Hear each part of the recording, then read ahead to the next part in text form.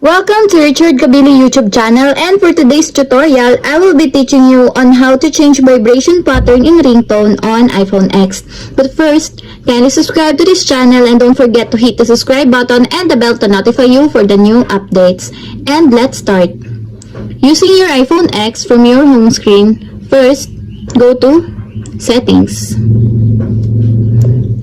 In the settings, scroll down and find the sounds and haptics, then click.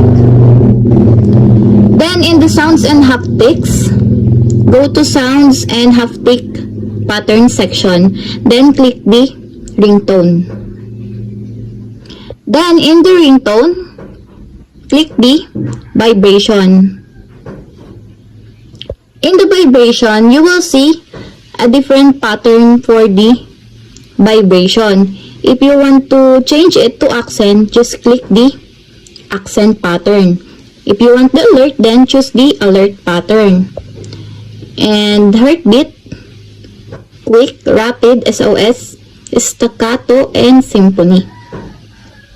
And this is the vibration pattern for the ringtone. And that's it. We have successfully changed our vibration pattern in ringtone on iPhone X. If you have a question, kindly comment down below and don't forget to hit the subscribe button and the bell to notify you for the new updates. And thank you for watching!